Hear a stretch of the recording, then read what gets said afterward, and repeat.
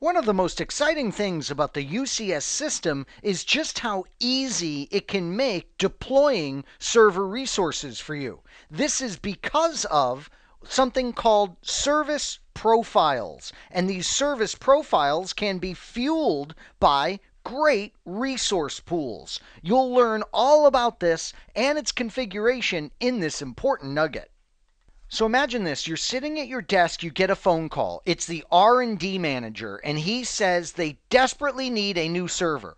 This new server is to run Server 2012, it's to run SharePoint, and it's to run SQL Server. They need this absolutely as soon as possible, provisioned for them out of your data center. What do?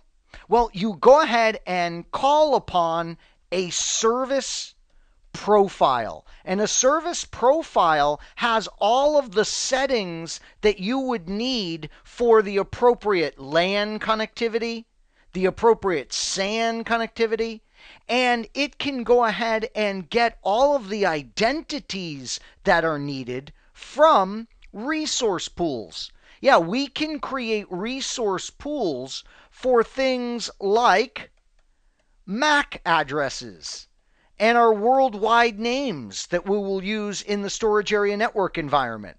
We can even create server resource pools so that when we get a call like this, we can automatically find them in our data center the appropriate server blade resource that would meet the particular requirements of the software that they are wanting to provision.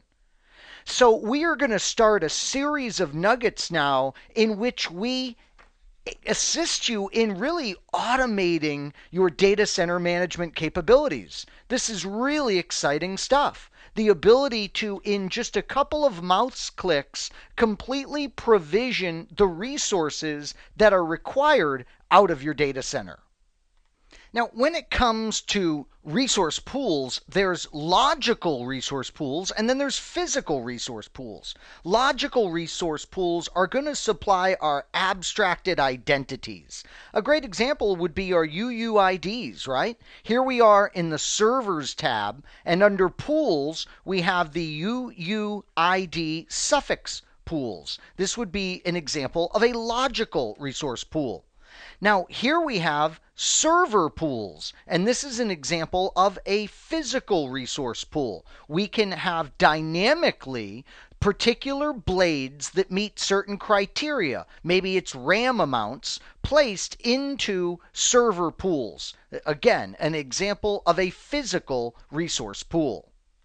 So let's start with a hardware resource pool, a server pool. Now, as I alluded to, server pools can be populated manually. You can go in and you can say, all right, look, I want to create this construct called a server pool, and I want to dictate which blades available in our UCS system are going to be placed into that pool. Or, much more interesting, you can have the pool dynamically created.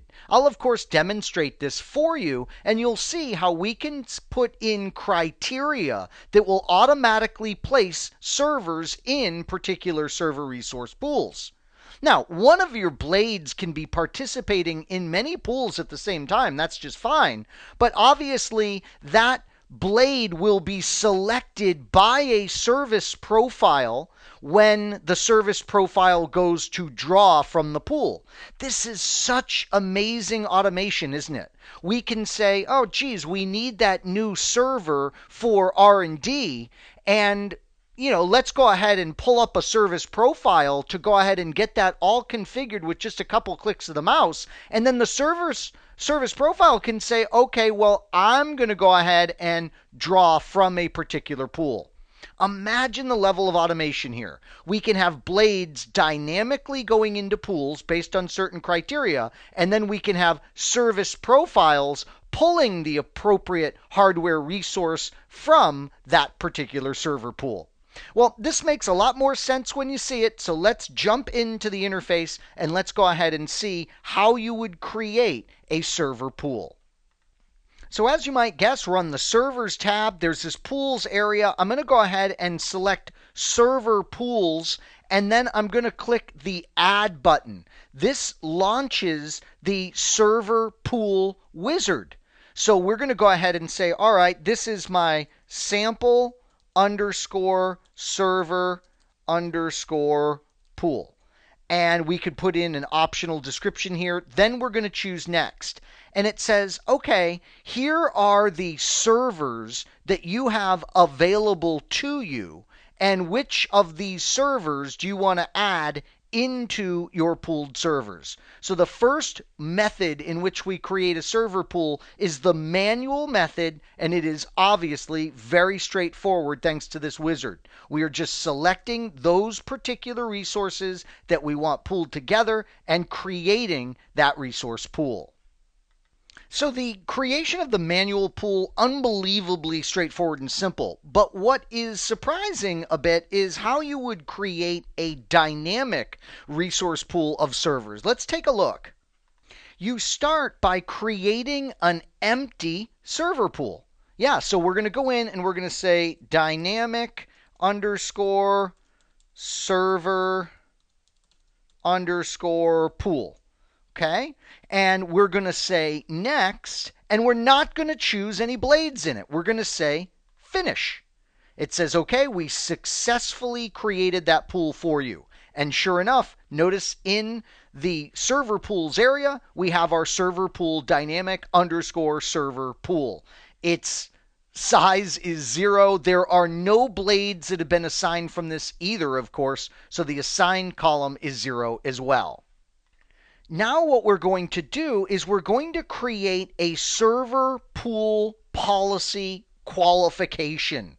I love it. So we're going to go to our policies, and there's our server pool policy qualifications. I'm going to right click this particular policy, and I am going to create a server pool policy qualification.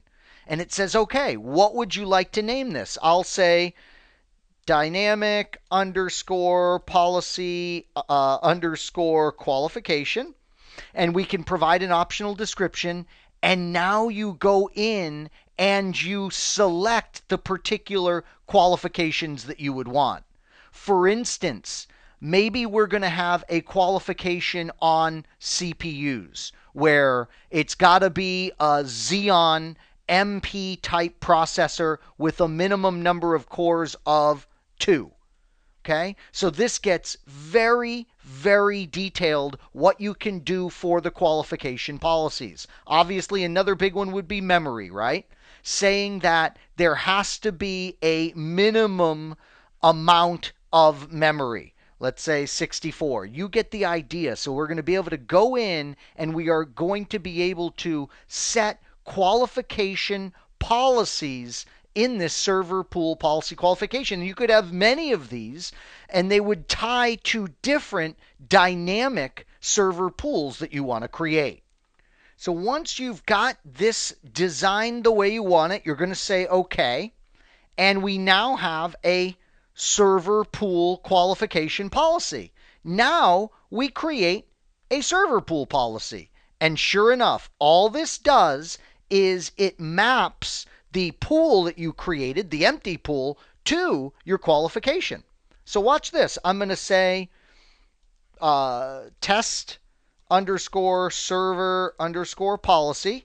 And we're going to say, look, the target pool is the dynamic server pool that we created, and the qualification policy is that what we just created. I'm going to say OK, and it successfully creates that particular mapping. And now what's going to happen is as you add particular devices that meet your qualifications, they'll go right into your dynamic pool. You see, in 1.4, I believe it was, of the UCS or earlier, specifically 1.3 of the UCS or earlier, the only time these dynamic pools would be populated would be during a discovery. But beginning with the UCS Manager 1.4 software, the qualification policy runs immediately, and any new servers will be evaluated when they are initially discovered. So, this is a very, very powerful and simple way for you to group resources and then draw dynamically from those resources when you go to create servers. Very cool stuff. So now let's focus on one of our logical resource pools. It's the universally unique ID, the 128-bit basically serial number that is cooked into hardware that we want to go ahead and abstract. One of the reasons we would want to abstract this, of course, is because a lot of software programs will rely on this number during installation. They'll look for this number as part of licensing. And we want to abstract this so that we could move everything onto a new hardware resource thanks to virtualization and not have there be any problem. Cisco utilizes a 64-bit prefix and a 64-bit suffix, which concatenate together in order to give us our 128-bit universally unique or globally unique identifier. It's very simple to create these resource pools inside the UCS. Let's show you just how simple it is. So in the UCS Manager, we go to the Servers tab. And we know in the Servers tab, we have a Pools area. And in the Pools area, there is our UUID suffix pools. We can right-click and choose Create UUID suffix pool. I'll say Sample Pool. We could give a description, and then we can give the prefix being derived by the UCS Manager for us. How awesome. And for it to do a default assignment order of these particular prefixes. We'll say next, and it says, all right, it's time to add your blocks of UUID suffixes. Notice we can start from this starting number, and we give the size of our UUID suffix block. And be realistic here. If we expect to have 100 servers in our infrastructure total, then, give a number like 140, giving yourself a bit of room for growth. We say OK and finish, and now we have created our sample pool for the assignment of these important numbers. And notice that the unified computing system is going to be tracking this for us, right? So we don't have to worry about the assignment of these and then tracking these. The UCS Manager is going to be doing that for us as we deploy new resources in our environment. So I've walked you through the hardware resource pools, the logical resource pools, and I think you probably get the joke at this point. Okay, yeah, these pools are going to be very simple to create thanks to wizards that help you with their creation. On the LAN side of our environment, sure enough, we're going to have MAC addresses, aren't we? So we have MAC pools that we can create. We have IP pools that we can create for management purposes. On the storage area networking side of the house, we have worldwide node names that we can create, worldwide port names. All of these are logical pools that we're going to define that we can then reference in service profiles so that when we deploy a new device, it gets all of the abstracted identities that it needs, and those assignments are managed for us by the UCS system. So it's that time, it's final exam time. Which is the correct process for creating a dynamic server pool in the UCS system? Create the pool and mark it as dynamic? Create the pool and populate it with a sample server? Create the pool and assign a policy? Or there are no longer dynamic server pools supported? Well, we know there are indeed the dynamic server pools, so we can rule out option D. Create the pool and mark it as dynamic? No such thing. Create the pool and populate it with a sample? No, we remember in order to do our dynamic pool, we create an empty pool. And then we go ahead and we create a qualification process or qualification criteria. And then we assign a policy to the pool that binds that qualification policy to the particular pool that we are creating. So, great option C here is correct. Well, I hope this nugget has been informative for you, and I'd like to thank you for viewing.